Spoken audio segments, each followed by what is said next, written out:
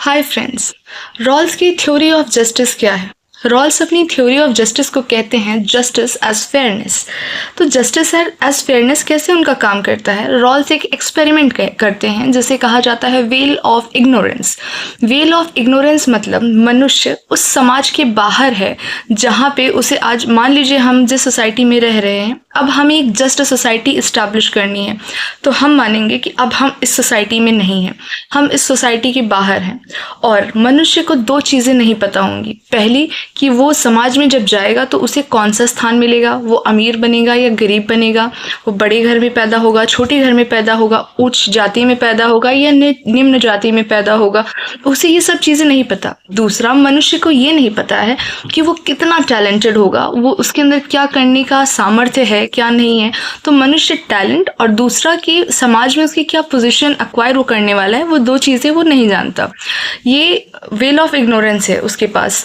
और इस वक्त जब वो चीज़ें नहीं जान रहा है तो वो कहाँ पे खड़ा है? वो ओरिजिनल पोजीशन पे खड़ा है। और इस ओरिजिनल पोजीशन में उसे ये दो चीज़ें नहीं पता है, पर उसे दो चीज़ें और पता है। दो चीज़ें उसे क्या पता है?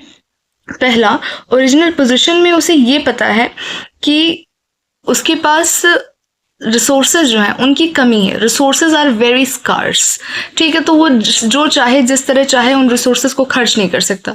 दूसरी चीज़, उसे ये पता है कि जब वो स्टेट में जाएगा तो उसके पास जितने भी ज़्यादा प्राइमरी गुड्स होंगे, as much primary goods as possible, वो उसके लिए अच्छा है। जैसे कि जितनी ज़्यादा उसके पास लिबर्टी होगी, जितना उसके पास राइट होगा, इक्वालिटी होगा सोसाइटी में, वो सब उसके लिए बेनिफिशियल होने वाला है। क्योंकि उसे नहीं पता ना कि वो जाके अगर गरीब बन जाए तब तो उसको इक्वालिटी की ज़रूरत होगी, तब उसको अफर्मेटिव एक्शंस की ज़रूरत होगी सोसाइटी में।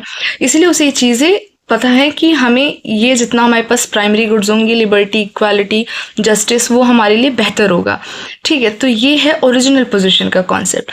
अब रॉल्स अपने सोसाइटी की स्थापना करते हैं तो कहते हैं कि मेरी सोसाइटी 3 प्रिंसिपल पर बेस्ड होगी।